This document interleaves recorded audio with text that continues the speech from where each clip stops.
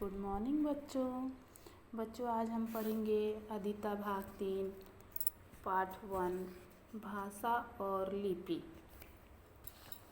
भाषा को इंग्लिश में हम क्या बोलते हैं, लैंग्वेज, और लिपि को स्क्रिप्ट।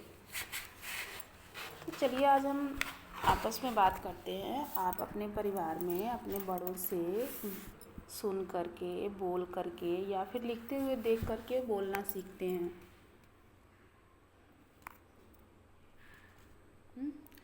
या फिर लिखते हुए देख करके आप उनसे बोलना सीखते हैं, पढ़ना लिखना सब सीखते हैं। कुछ ऐसा भी दिखाया जाता है जिससे कि एक बच्चा जो है वो कंप्यूटर पर काम कर रहा है। यहाँ पर चित्र देखिए, एक बच्चा जो है वो कंप्यूटर पर काम कर रहा है। पिताजी एक लड़के को पढ़ा रहे हैं और माताजी कुछ लिख रही हैं।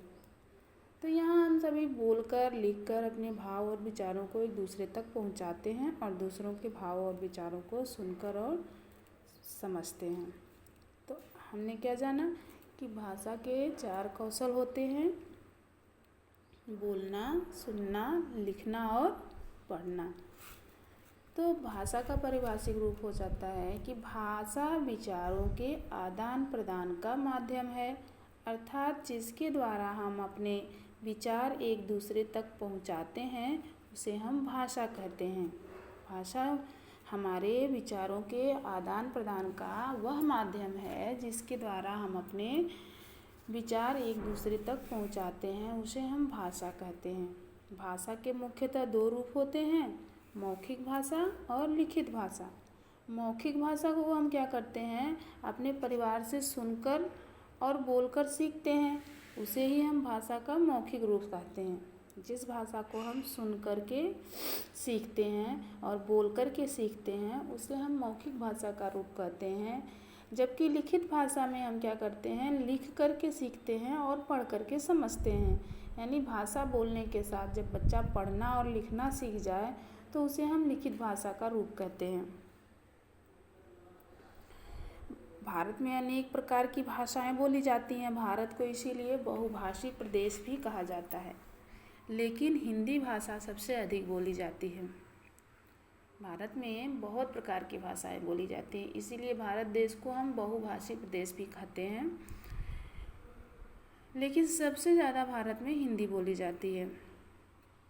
कुछ लोगों के अनुसार पशु पक्षियों की भी अपनी भाषा होती है, लेकिन यह तर्कसंगत नहीं होती, बल्कि पशु पक्षियों के मुख से निकली आवाज़ केवल ध्वनि है। कुछ लोग ये भी तो कहते हैं कि पशु पक्षी भी बोलते हैं, लेकिन ये तर्कसंगत नहीं है, इसे विद्वानों ने नहीं माना।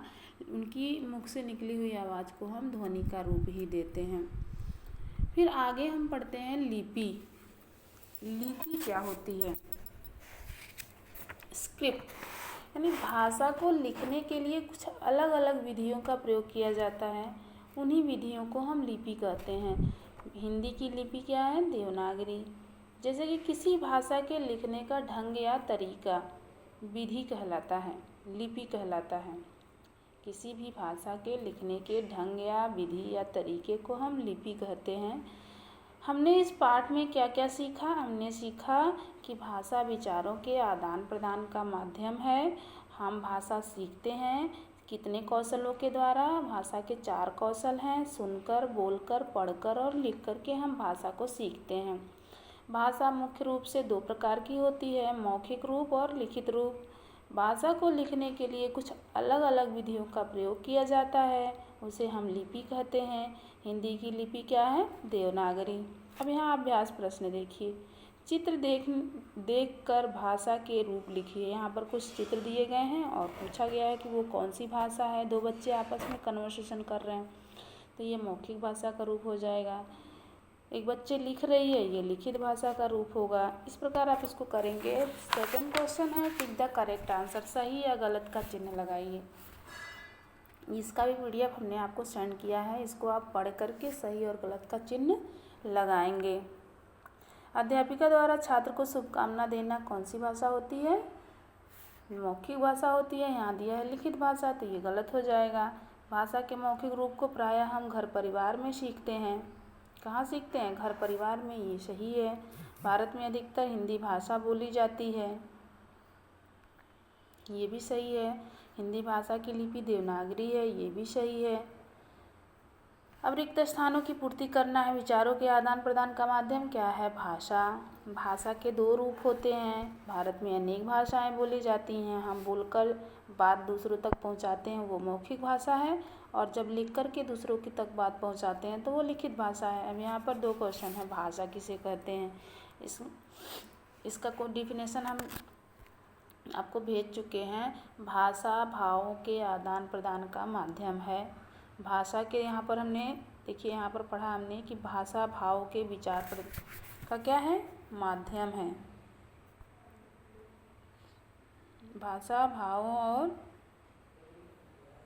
के विचारों का माध्यम है,